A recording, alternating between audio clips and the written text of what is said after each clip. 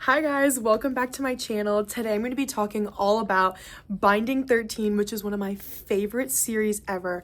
I absolutely love this series and all the characters in it. Chloe Walsh has made an incredible world. And so today I'm going to be talking about each of the books, my favorite things about them, some things that I want in the books coming up, and some of my thoughts while reading. There may be some spoilers in here, so if you haven't read them, proceed with caution. I'm going to try to just do a synopsis of each of them, but sometimes I may include some of my thoughts, so just a little warning for you guys. But let's get started. Girl, stars, shy. Okay, so as a quick little synopsis, if you're wanting to get started on this series, I absolutely recommend. This has sports romance, enemies to lovers, best friends to lovers, a lot of childhood best friends to lovers, so like long time romance. There's a lot of different tropes. There's very much found family, a lot of trauma. So if you're getting into this series, make sure you check the trigger warnings because there's a lot of heavy topics in this book, but it's genuinely one of those series that's like, it really sticks with you. And I absolutely love every character. And this is probably one of the only series I've ever read where each character, I want them to succeed. Usually in some series, I'll be like, I like this character, but like this other character, I can't stand. No, in this series, you will absolutely fall in love with every single one of these characters. They each have their faults, their strengths, but they all find such family and love in each other that it's just like, it is incredible. And they have such a bond that I absolutely love. So I highly recommend, but that's just kind of like what the series as a whole is, just to kind of get you started on it. Okay, so let's start with the first book. So the first book is obviously Binding 13, the start of it all. So this is about Shannon and Johnny. So a lot of these books, it is very much interconnected series. So the first two are one couple, the next two are another couple, and so on like that. So for the first one, it is Johnny and Shannon. So Shannon comes from a really broken home. She has 4 siblings. She's the only girl. And it is very much a struggle for her to survive. She is constantly going through every single day, wondering what it is that she's going to come home to, whether her mother is going to be stable or her father is going to be abusive. That's why I'm saying check the trigger warnings, please. Don't read anything you're uncomfortable with. But this is very much a story of a shy girl breaks out of her shell. She goes to a new school with her 2 best friends, Lizzie and Claire. They known each other since childhood, but they're finally going to the same high school. And a lot of this is Irish terminology because these books take place in Ireland. There is a glossary in the front that Chloe Walsh provides, so if you don't know any slang or anything, you can absolutely check that out. The amount of times I've had to flip to the front of this and be like, oh my gosh, what does this one word mean? And then I look up in the glossary and it tells me. So basically she goes to this new school and she's starting fresh. She's super nervous. She's very shy. She doesn't know what she's going to get into. And she has a secret. Nobody knows what's going on in her house. Nobody does. And then she meets Johnny, who is the star rugby player of the school. He is very much a perfectionist. He very much has the spotlight on him at all times and needs to be perfect. He has a sense of heroism to him where he's constantly trying to prove to people that he's good and that people should believe in him and people should support him. And he very much struggles to let people in because he doesn't want that reputation to get ruined, but he also doesn't want people to see how human he is and how raw he is and how he really just is another kid. And a lot of people put him as a star where he wants to feel more human. But him and Shannon kind of start hitting it off. He can tell that there's something up with Shannon, but that he can't seem to figure out what it is. So he is very much trying to crack Shannon open while Shannon is just looking for a friend. She's looking for someone she can trust, someone who can help her and that she can confide in through everything that she's going through. And it is such a good love story, guys. Like, they fully take things slow. They become friends first, which is something I really like. They trust each other. They lean on each other. They get to know each other's families and each other's circles of friends. And it's just very much as a whole sense of community and belonging with them. While the first one is a lot of getting to know each other, the second one is a lot of secrets getting exposed, people trying to lean on each other, a lot of heartbreak and shocking turn of events. The amount of times that there were shocking things in this book where I had my jaw dropped, I had the book on the floor, I was going like this, being like, oh my gosh, what is happening? That describes this series as a whole, but especially this book. The first book, it starts off getting to know each other, feeling that flame kind of brew, and then it fully explodes in this book. And if you've read them, you know what I mean. But I don't want to spoil all of the surprises that come into this book because I feel like that's part of the fun. But it is a lot of leaning on each other. Things start coming to light. People are starting to help each other. One thing that I love about Johnny in this book is that he's not only there for Shannon, he's there for Shannon's family. And I think that's something very important. And it shows that he is able to trust Shannon and Shannon's able to trust him. They start to lean on each other more and Shannon starts to grow out of her shell more. She starts to become more outgoing, more herself now that she's free and now that she is trusting in someone else that isn't just her family. She's finally letting someone else in and that allows her to open up more. And I also think it's really important to just highlight how these are teenagers. These teenagers go through a lot. And Chloe Walsh builds such an incredible world where it's like, it's showing how family should be, there for each other all the time with no fail. And family isn't always blood. That is very much what this series is about. They're constantly leaning on each other. Their friendships are so deep and pure. They're so there for each other in every single moment. And they protect each other. I love how Chloe Walsh starts Shannon and Johnny as a couple for the first one because I think it is so important to set the series off. Starting with them as the first couple gives such a strong foundation for the rest of the series. So it'll go like this. I don't have the first one because when I first got it, they hadn't come out with these yet. I know I'm upset about it every single day I see it on my shelf, but it's okay. So having Shannon and Johnny as the starting base of this beautiful world builds such a good foundation to start off with something so slow burn, so pure, something so trustworthy base, really just gives a whole sense of found family. And that fuels the rest of these books. And I think that she did an amazing job on these first two. And they're one of my favorite couples for sure. Okay, on to the next. Now, if you've read this series, you know these books, the next two books I'm about to talk about are the most heart-wrenching, soul-cracking books ever. So next we have Saving Six. So now this is about Joey and Aoife. Joey is Shannon's older brother. He is the protector of the family. He is the father figure of this family who is so dysfunctional and so broken. He has so much on his shoulders. He is the full provider, full father figure. He has basically raised these kids, his siblings. And this book goes back in time to Joey and Aoife meeting for the first time. Now, Aoife is Joey's best friend since childhood. They met when they were younger and he fell in love with her, head over heels for this girl. There was nothing that Joey Lynch wouldn't do for Aoife.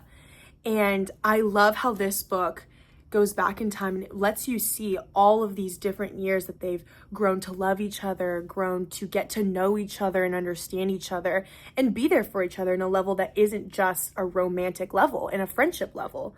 Because I think it's so important that with romance comes friendship, but having that friendship as that foundation to start is incredible. And that is what this book has shown me. And that's what it just proves, is that friendship is so, so important in a relationship.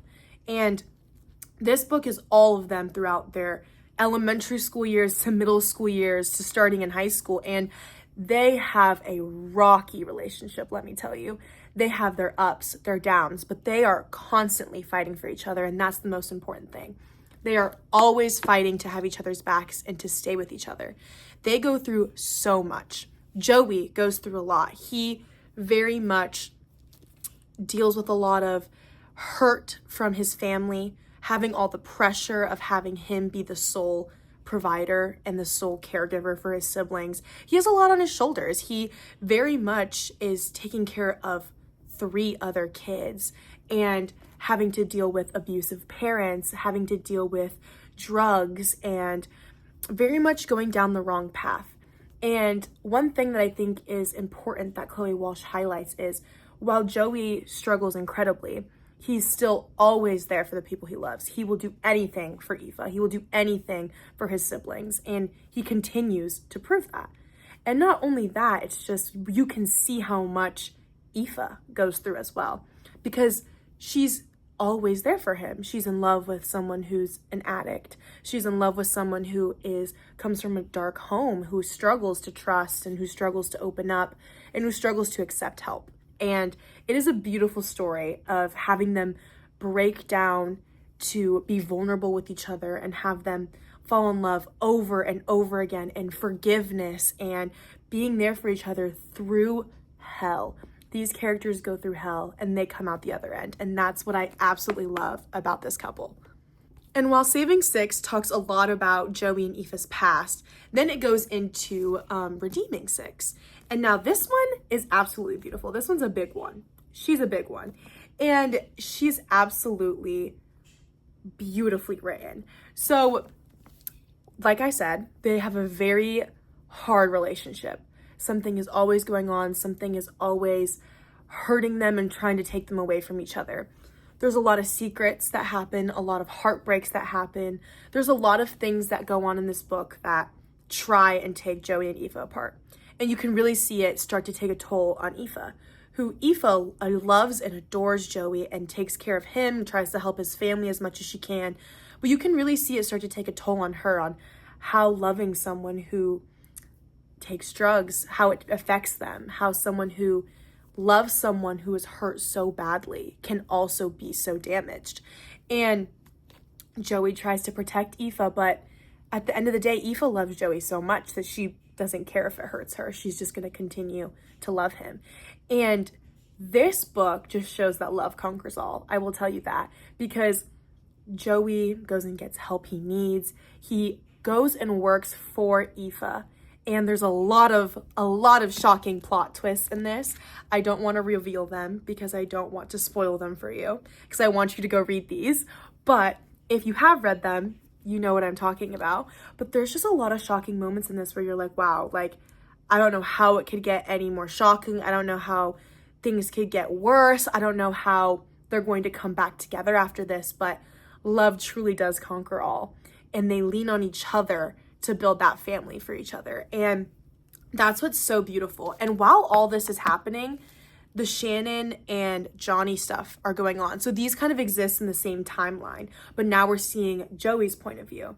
And Joey's absolutely amazing. Like, I gotta say, my favorite couple is Joey and Aoife. Like, these two books are my favorite of the series just because of how much they conquer everything they go through.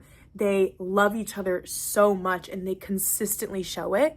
And it is absolutely insane. They've known each other since childhood and they get through it all to come out the other end as survivors. And it is absolutely amazing. And Chloe Walsh killed this one. And these are my absolute favorites of the series for sure. So now we go to Taming Seven. So throughout this whole series, we're also seeing Shannon's friends and Johnny's friends and Joey and Aoife's friends. So there's very much a found family going on. There's a lot of friends that become family and all of this stuff.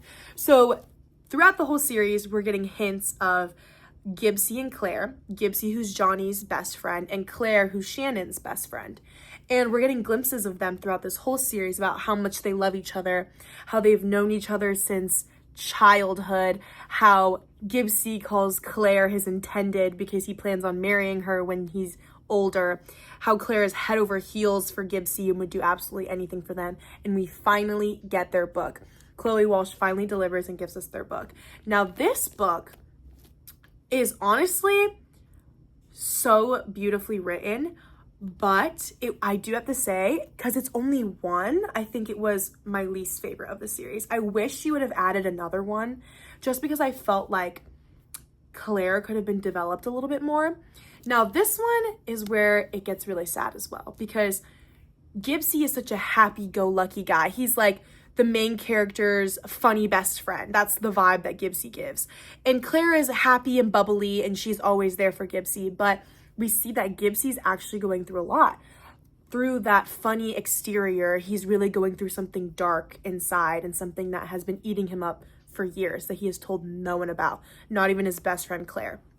Now, Claire, we see constantly is trying to get Gibbsy to step up and get out of his shell in the sense of building their relationship, because they have been in love with each other since they were literally babies, practically toddlers. And Claire is constantly like, when are you gonna ask me out? When are you gonna ask me out? And she's constantly waiting for it. And she feels like well, is it ever going to happen? We're already in high school and he has never made a move on me once. Like, what do I do? So she's very confused, and she's also kept in the dark about a lot of stuff that Gibbsy is going through. So it's really hard for her to kind of grasp why we're waiting so long.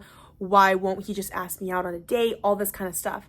But Gibbsy's hiding a lot, and it is honestly truly devastating. Check trigger warnings as well for this. Check trigger warnings for all of these, but this one as well, especially. And I love seeing Gibbsy and Johnny's friendship. Now, their friendship is amazing. So Johnny's obviously rugby star. He's the captain. Gibbsy's like his best friend, sidekick, funny guy. Like, he is hilarious. He brings such light into dark situations. And we see him go through a lot because Shannon's other best friend and Claire's best friend, Lizzie, has a problem with Gibbsy. And you start to see it more in this book. She has a lot of resentment towards him and thinks that he's the cause of her sister's death. Her sister had died by suicide. And she's like, it's your fault she died. You were friends with your brothers with the guy who may have hurt her. Lizzie's sister, Camille, she had killed herself, and it was rumored that she had killed herself because of Gibbsy's stepbrother. Now, Gibbsy doesn't like his stepbrother, and you will find that out. He's a horrible person. His stepbrother should be in prison, and if I could kill anyone in a book, it would be Mark from this series. And it is very much a hard struggle between battling friendships in this book. It is very much Claire is confused. She's like, Lizzie's one of my best friends, and she hates the love of my life. And it's very much like a back and forth, but they don't know why Lizzie hates him. Gibbsy has been putting up with Lizzie's hate for so long. And I loved this book because you can really see Gibbsy's struggle and how he feels like he has to be that funny guy because nobody will like him if he's sad. And I think that Chloe Walsh wrote it so beautifully where Claire was like, let me be that person. She's like, I'm your best friend. I want to marry you. I want to be with you forever. Let me be the person who you can be yourself around. You don't always have to be that funny guy. And that's why I love this book. I wish we got more of them. I do feel like there could have been a part 2 to this book. A lot of secrets are revealed and a lot of plot twists happen. Friendships break, friendships come back together. There's a lot that goes on in this book that leads to the next book that I'm going to talk about. But this one, I wish that there was a part 2. I wish Chloe Walsh did something different with this one because I wanted more. This is the smallest book out of the series, and it was for the couple I was most ready to hear about because you hear about it in all the rest of the books. While it was still amazing and I absolutely loved it, I wish that there was more. And then we have Releasing 10, the big one. Now, I just finished this yesterday. 700 and something pages. I had to film this video because I wanted to talk about it so bad. I loved this book. Now, as I was talking about in Taming 7, Gibbsy and Lizzie, who this book is about, have a very rocky relationship. They used to be really good friends when they were younger, and after Lizzie's sister died, Lizzie said that it was Mark's fault, which is Gibbsy's stepbrother. And very much it caused a rift between them where Lizzie was upset. Lizzie was like, Gibbsy, this is all your fault because you're his brother. My sister's dead now and you're doing nothing about it. You couldn't help, all this stuff. So Gibbsy's really confused and really hurt because Lizzie also isn't believing him from things that he's saying. So it's very much a rift in the friendship. I thought that we were going to get the next part, like Taming 7 part 2, where we're going to talk about the ending of this book because this book ends on a cliffhanger. It very much ends on a cliffhanger where we're like, hey, what's going on? Friendships are torn apart right now. People are choosing sides, either side Lizzie or side Gibbsy. But this book goes into Lizzie and Hugh's story. Now, Hugh is Claire's brother. So they have a long, long past. And this book tore me to shreds. Please, this one, if you're going to check any trigger warnings, please check this one. My heart breaks for Lizzie. Lizzie has gone through so much, and people are too hard on her online. People who have read this series, I feel like, are too hard on her. They're very much like, Lizzie is this, Lizzie is that. After reading this book, I don't blame the girl. I don't blame the girl. She's had a hard childhood, a hard life. A lot has happened to her. I don't blame her for being upset at the world, honestly. I would be too if I was her. And Hugh is such an amazing guy. He is constantly there for Lizzie. He's constantly helping her. We find out that Lizzie has bipolar issues, that she has a lot of mental health issues. Hugh learns all about it. He's her best friend when they were younger. He's like, I'm going to marry that girl. They very much have the same Claire and Gibbsy childhood lovers, but theirs ends a little tragically, where it is very much a what do we do now? There are so many issues. Lizzie has so much she needs to work through that it tears Hugh apart. He's trying so hard to be good for her, trying so hard to help her, but at some point, there's nothing he can do. In this book, we start to see a lot of why Lizzie is the way she is, why she's so rough around the edges and hard on Gibbsy, and why she still harbors so much anger. And I don't blame her. She has gone through a lot. I very much feel like she has a right to feel the way she does. I don't think that she should be horrible to Gibbsy after everything that he reveals in Taming 7. I'm not going to talk about it. I don't want to spoil it. But this one is very much about finding out the truth of some things that we've been wanting to know this whole series. Finding out the truth of secrets, finding out what has really gone on, why things are so tense between the friend group right now. And this one is such a beautiful and heartbreaking story. Hughie and Lizzie are so perfect together, but they can't be together. It is hard. And I feel like Chloe Walsh describes it so perfectly by showing how hard it is to love someone with mental illness and how hard it is to be able to move on from hard things, and how it is very hard to find friends who truly understand you. And Hugh is such an amazing friend. He is an amazing friend. He is there for Lizzie. And you'll see at the end, things take a turn where things go too far. Hearts are broken. Trust is betrayed. There's a lot of heartbreak in this book. And I am so excited for the next one because she once again left us at a cliffhanger where I need to desperately know what happens. And that's the thing with these books, is they're so long. They're so long, but they're so fascinating and fun to read. As much as trauma that goes on and drama and heartbreak, it's constantly of like, oh my gosh, I want to know what happens next. I want to know what happens to these characters. I want to know what it is that they go through. I want to know everything about what comes next. And that's why I cannot wait for the next book. But guys, as a whole, these are books that I love so much that will stick with me forever.